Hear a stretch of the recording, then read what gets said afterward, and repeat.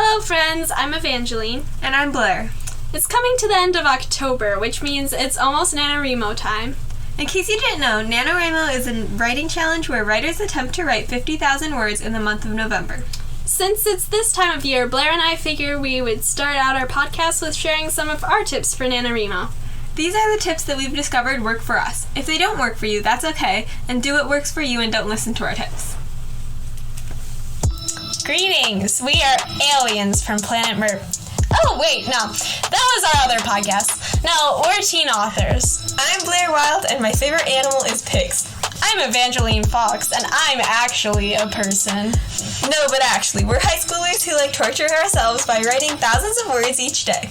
So we figured we'd torture you too. You're listening to Wild Fox Writing, where we talk about everything writing, reading, and books. Enjoy!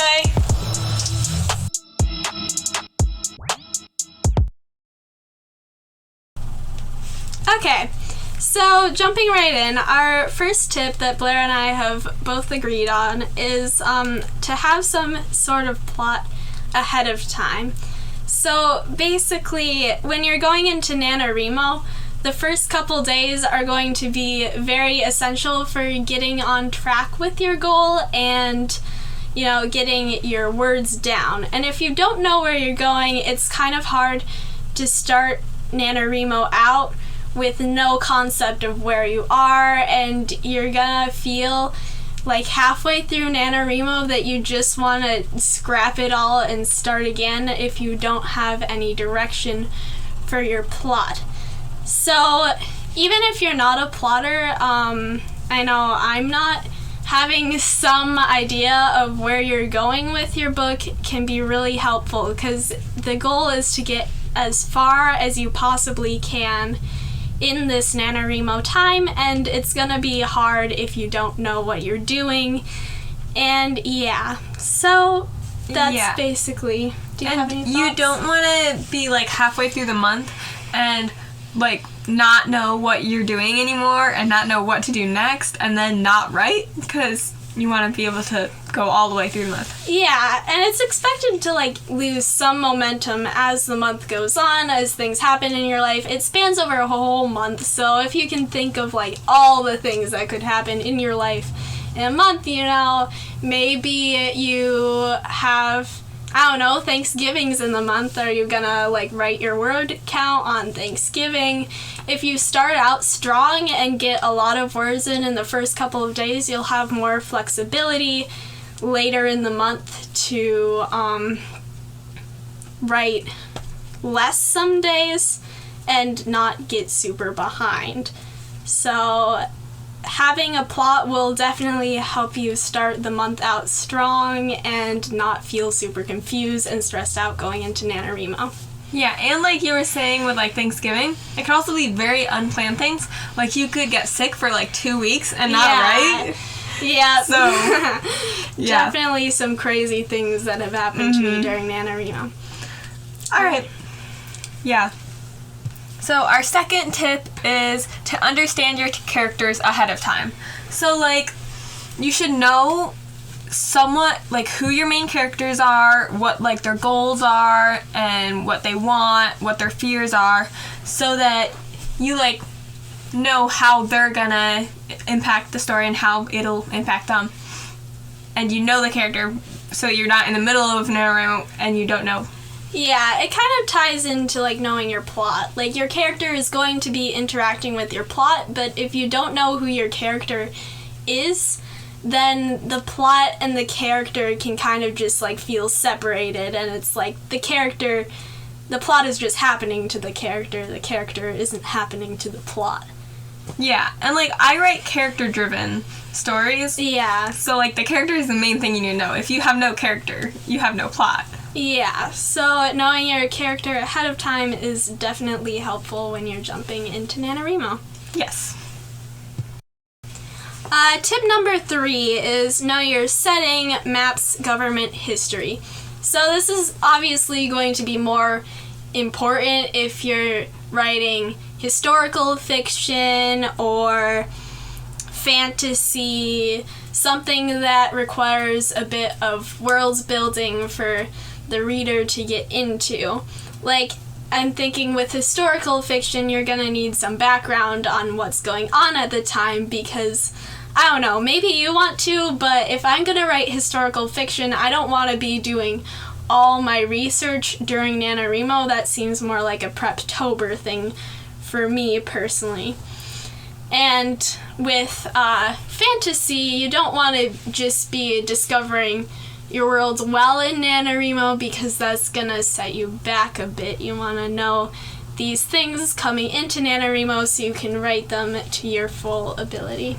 Yeah, and it's like you don't want to even if you just have your characters and your plot, you don't want to put them in like a blank space. Like you want to understand a concept of where they are and like if they travel, like where the whole area is, so that you don't like get lost. Yeah, so basically just do a little, it doesn't have to be extensive world building, but definitely put some thought into your setting so you can make it as immersive as possible for the reader. And for NaNoWriMo, we're like thinking first draft, so obviously it doesn't have to be perfect, but it's more for the author to know what is going on, what is the setting, and help you really get solid with that before thinking of writing 50,000 words of this project in only a month. Exactly, and if you get it done ahead of time, that way you don't have to do any of this during the month and you can just focus on like the other things, like just getting the words down. Which is like what you wanted. Yeah, it's kind of challenging, so make it as easy as possible for yourself going into NaNoWriMo, and that will be very helpful. Yes. Okay. Anything else? No. Okay. Our next tip is to have a plan for how to reach your word count goal each day. So, like, you need to figure out for you what works best for you. Like, you could have, like, a reward system or some sort of, like, you have to write this many words at this time, or, like, you want to think of the whole month, too, because, like, if you start out strong, that way, like we were saying, we can plan for the unexpected things that stop you. Or expected things. Or, yeah. Like going away for Thanksgiving, you know, those sort of things. Yeah, and like you said, a reward system can be really nice to have in place. I definitely, during NaNoWriMo, often schedule a time for writing. Like, we're both in school during November for everything except for weekends and Thanksgiving break, so often for me that's going to be a time later at night where I'm done with homework, done with school, and have a little bit of break time in between, and that's when I write most effectively. Do you have a time you normally write? Well, I write better in the morning, but that doesn't work well with school. Yeah, you have to write at like 4:30 in the morning. Waking up at 3 a.m. to write. Yeah. But, sometimes I will try to, like, if I have extra time in my morning and I get all my stuff ready and I have, like, 10 minutes before, like, I have to get on the bus, I will try to write. Mm-hmm. But I obviously can't write enough for the day. Yeah. So, like, yeah. I've tried writing on the bus. On school days, I can only really write on my phone because my computer doesn't work real well on the bus. Obviously, you have to, like, start a Word document because you can't get online in the bus. And I don't know, texting, it's like texting on your phone, so it's not the most effective way of writing, which is often why I steer clear of morning writing, because it just takes so long. I have to get ready, and I am not a morning person. I'm just being honest here. Like, afternoon works far better for me, but you know. Yeah, and I feel like texting, like, typing it on your phone, I feel like you don't write as well either. Yeah, there's just something about, like, the computer style that is more familiar to my fingers, and definitely, for some reason, that just helps me get into writing mood instead of just feeling like I feel like I'm texting the story into my phone, which doesn't feel as great for me. Maybe it works for you. I don't know. Yeah. And I mean, I just realized though, like, I'm gonna probably do that this year because I can, like, I figured out how to make a hotspot and I can, like, connect it and I could try to write on the bus. Well, we just gave Blair an amazing idea for NaNoWriMo. So, that's a great idea. Yeah, thank you. Okay. Now, happy to help. Yeah. Okay. All right. So- Next tip. Okay, tip number 5. Make sure you're excited about your story and love it.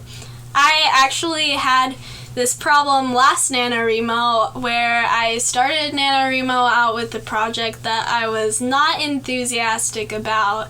I think it was like a dystopian thing. I don't honestly remember, and I got so tired of it. I think a week or so in, I was like, I'm just not gonna write anymore.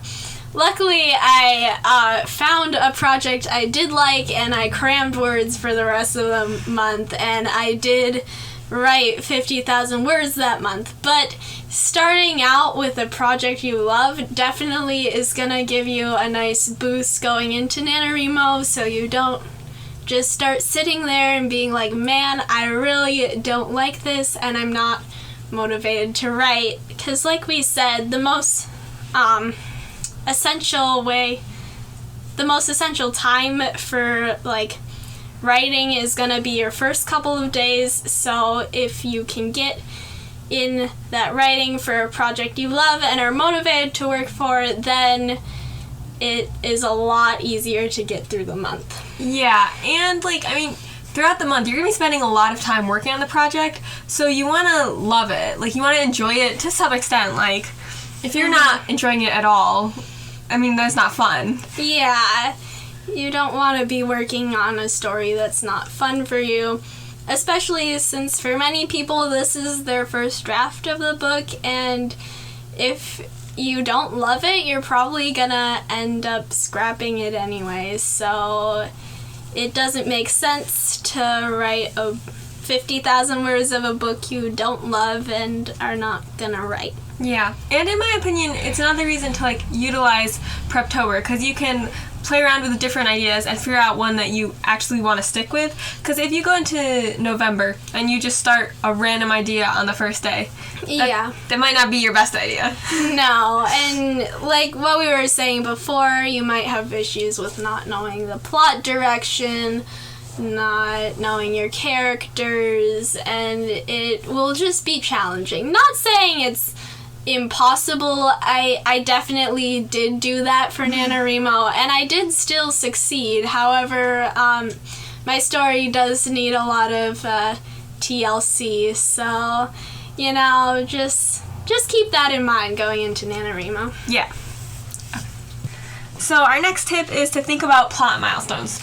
So like beforehand, you can think of like the most important scenes or ones that stand out, that influence the story and are very important to it, like turning points or the climax, and like the beginning and end. Mm-hmm. And that way, like throughout November, as you're writing it, you can be keeping in mind, like, we're going to be getting to this milestone by this time in order to get to the end by the end. Yep. I also find, normally when I start a project, I'm not a huge plotter, so the plot milestones are all I really have, and if I have those written down somewhere, I don't know, I normally use like a writing journal or something, then I can more clearly see what's happening in a chapter, and it helps me write. So having those things really solid beforehand, thinking about specific scenes in your book can really help tie your book together, so you know at least these certain scenes. And you know, something I really enjoy getting to a plot milestone in my book, because it's like I said, I'm a pantser. It's like, oh, I know what happens right now because I already got it planned out. So that is just personally something I enjoy to do before NaNoWriMo and during NaNoWriMo, if I'm being honest. Yeah, my plot milestones are kind of just like beginning, middle, and end. Like, there's not very many of them. Yeah, it's different for everyone, so don't, like, take it with a grain of salt, you know? Yeah. Don't, if it doesn't work for you, don't do it. Yeah. And our next tip is to know your conflict, because I have had the problem where I will write a book and I won't really know what the main conflict or problem is, and I'll just be writing, and you'll kind of like get lost in not knowing what's happening. Like, you have a story, but not something driving it forward. Yeah, so I know setting characters, like general idea, are very important, don't get me wrong, but if there's no conflict in your book, it isn't really a book. When I started out writing, I had a habit of writing plotless books where I just have like a really cool idea, really cool setting, but it's just, I didn't want anything to happen to my characters, so nothing ever did. But you really need to have some concept of your conflict in order to write a story. Yeah. Yeah. Our tip number 8 is make sure your family knows your plan so they don't distract you. Obviously, if you live alone, this is not much of a problem, but as we said, we're teen authors. We live with our families unless there's something I don't know about. So, yeah. Obviously, I mean, there's some things that you can't avoid, like I can't skip out on dinner as much as I might want to, but also it kind of helps if I have a little brother, if he knows I'm writing, he won't come in my room and tell me to check out his new Fortnite high score or whatever the kid does in his spare time. And it just helps me stay focused. Like, I often tell my family, 8 to 9, I often am writing. Don't come in my room. It will break the writing zone. Obviously, if there's an emergency, don't do that because you should really pay attention. But I think everyone knows what we're talking about. Yeah. So. And also, that way they can tell you their plans ahead of time. Like, if there are giant weekend plans that you don't know of, and you're planning on writing a lot of words, and then come the weekend, you're busy, that can be problematic. Yep. Yeah. Alright, our next tip is to have friends help motivate you. So, obviously, I have Evangeline. I have Blair. Yeah. So, like, if you have writing friends, or even not writing friends, they could just be friends that know about your writing. And you tell them your goals, and then, like, they can check in on you daily, or, like, encourage you to write, or yell at you when you don't write. Yeah, I have a very interesting system for that. Yes. Yeah. I know Blair was the whole reason I got into NaNoWriMo to begin with. Like, I remember you texted me and told me about NaNoWriMo, and I'm like, you know what, why not? And that's the reason my first draft of my current book got written. So, it is definitely helpful and motivating to have friends who are doing NaNoWriMo with you, or just there to tell you you need to write, because it really helps motivate you and keep you on track.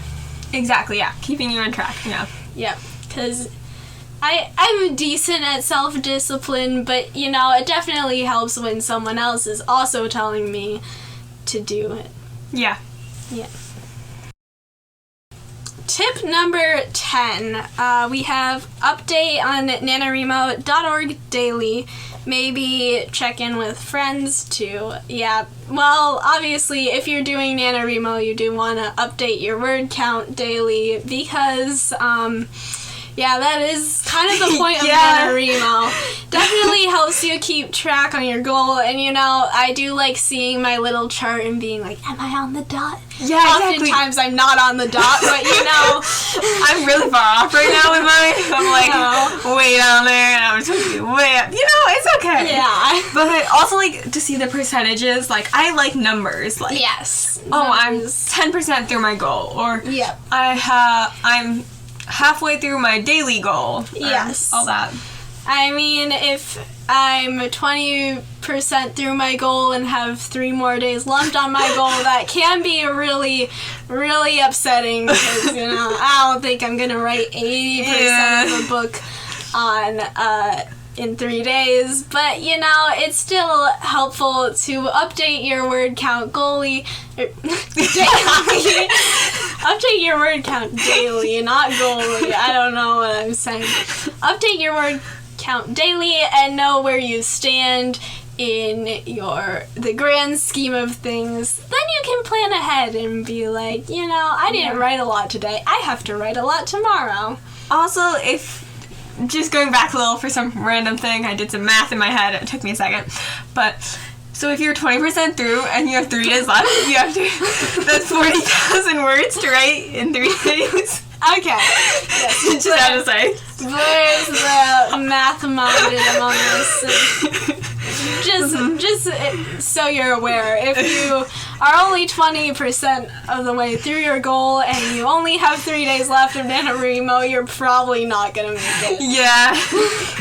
Unless you write like 15,000 words a day. No, you still wouldn't made it, kid. True. Okay. Yeah, fair enough. Maybe you would. Wait, right? Yeah, so you need 40,000 words in 3 days. So 40,000 divided by 3. Yeah, 15,000. It'd be like 14,000. Okay. Well, maybe that'll work out for you. I wouldn't recommend it. Yeah, no. I don't think that is humanly possible. But, you know, there are some crazy writers out there. And if you can do that, you should be publishing a book like every week if you can write that fast. And I mean, if you have like 12 hours a day to write, go for it. Yeah. Yeah. Honestly, I still don't think I could do that. Okay, same. I'll get burned out after like 5,000 words and be done. Yeah. Anyway, yeah. So I think when we wrote the list, we were sleep deprived because I wrote the next tip is switch up your music, etc. So I think that means like if you play music when writing, like switch it up. Like I listen to the Divergent soundtrack, so maybe it's telling me to listen to something else. That one's a bit up for interpretation, guys. Yeah. If you can think into our sleep-deprived minds and tell what we were thinking, then good for you, you know. Yeah. I think we're a little bit lost on that one, so I don't know how to elaborate that one, but you know, switch up your music, etc. Exactly. Yeah. Okay, tip number 12. Start out strong, writing more than your daily goal. Yeah, we kind of just touched on this, like, for the past 5 tips, we've been talking about this again and again. If you start out strong, then you will be ahead of your goal, and it will be less likely for you to miss a day and completely fall off the tracks. I try and torture myself and write every day because I want all those badges.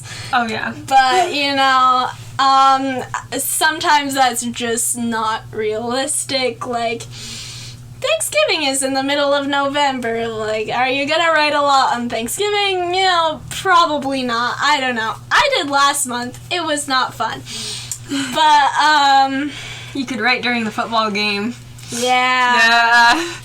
Writing's better than football? Football? No, not at all. Me neither. If I look at it for like 5 seconds, I have no idea what's happening. I know. I had the entire game explained to me, still don't know what's going on. Yeah, and I don't really care to know. Yeah, we're writers, guys. Don't ask us about sports. Yeah. Anyway. And also, for me, personally, if I take a day's break, that day will turn into like a month's break, so I can't do that. You can't take a month's break in NaNoWriMo because that kind of defeats the purpose of NaNoWriMo. You're kind of supposed to be writing for the whole month. So, yeah. Yeah. And also, like, starting out strong, good way to motivate yourself to keep going, because I know that if I have a weak start, I'm kind of just like, I don't know, lying on the floor being like, do I have to? Because all of a sudden your daily 1,667 words is like twice that, and you're just not feeling it. So not having that feeling as early on as possible. Not saying that you'll avoid that feeling completely, but it might help you at least a little bit. Yeah, and you don't want to be like where I am right now, where NaNoWriMo is telling me I need to write 9,600 words a day. Yeah. Because that's not fun. No, Because you can't do that. No. Yeah. Yeah. Yeah. Okay. Okay, so we've already kind of said this, but tip number 13 is to create a reward or discipline system. Do you have a reward or discipline system? I don't know. I don't beat myself up about it if I don't write. Okay. Or if I do write. I do beat myself up about it if I don't write. I have little creepy animals that are actually kind of cute, but sometimes they're creepy. They watch me while I write, and if I don't write, I tell myself I disappointed them. Yes. Their judgment is quite harsh. Yeah. Oh, do you, like, do a reward system? Because I don't. Oh, actually, at one point, I decided, so, like, someone gave me this, like, lemonade bottle, and it had, like, over 100% of your daily value of sugar, and I was like, okay, every time I write 1,000 words, I'll get a sip of lemonade. Oh, that's neat. That's nice. Yeah, but then, like, after doing that for, like, a quarter of the bottle of lemonade, then I just kind of just, like, drank it all. That is the problem with the reward system. You're like, it's right in front of me. Do I really have to do this? Exactly. It requires self-discipline in yourself to actually, like, follow your reward system. Yeah. After you've created it. So, it sometimes works, sometimes it doesn't. I actually use reward systems to finish my homework, but for some reason not writing, because I just have to get into my writing mood and then stay in it, and I don't want to break the zone. So, yeah. Yeah. Alright, tip number 14 is stay focused, don't let other project ideas distract you. This is challenging. On my first NaNoWriMo attempt, I did actually give in to the distracting projects, and I restarted my goal maybe 2 weeks in, and, you know, I did win. I did do it, but it was not fun. It was not fun. Yeah. I mean, you did good. Yeah. You have done that. You know, I was really proud of myself. And are you glad you did? Because your current book's good, right? And you've made it this far. My current book's good, right? Well, I haven't read it. Yeah, well... Yeah. Okay. Okay. Yeah. Yeah, maybe. It's But, like, so, like, when I come up with ideas, during a time I'm supposed to be focused on one, I take my notes app, which is filled with, like, a billion notes. Oh, yeah. And put the book idea there. And I'll probably never come back to it and never write it, but that's okay. Yep. That's the point. My notes app is definitely filled with random book ideas. As well as my flute practice minutes. That's fun. Yep. Mine's also filled with reminders for myself. Oh, yeah. I'm really forgetful. Yeah, same. Yep. Okay, we went a little off track. Anyway, yeah. Yeah. Great. Okay, our 15th tip is to keep a clear schedule and block out time for writing. We kind of also touched on this a bit, but... Yeah. I mean, so I use the calendar app, and I will put my writing time in and how many words or, like, chapters I'm supposed to finish, except do I ever follow that? No, not really. But it's nice to have it there, because if you have it scheduled out, you're more likely to do it. That is smart. I don't do that. I just have, like, writing time. Like, I finish my homework, finish dinner, and then I often pace around for a couple minutes, and then I decide now is writing time. And it has to be like an hour before I normally go to bed, so I don't go, like, delirious and start writing random nonsense. But, you know, I mean, it works. Yeah. I even schedule out, like, how much time I have for each homework, like, class. Wow. Like, I get half an hour for global. Like, you know? And then also, I'm pretty sure my family gets annoyed with my scheduling because I'm like, no, I can't do that right now. It's my time for this. Yeah. They get a little annoyed, but it works for me. Yeah. I do not schedule out my homework. I don't do a lot of things after school. Right, So, see. I'm in time crunch mode. I got sports and clubs. yeah. Well, not right now, but... Well, yeah, not now. Yeah, exactly. Okay, so our next tip is to plan out your week ahead of time with room for flexibility.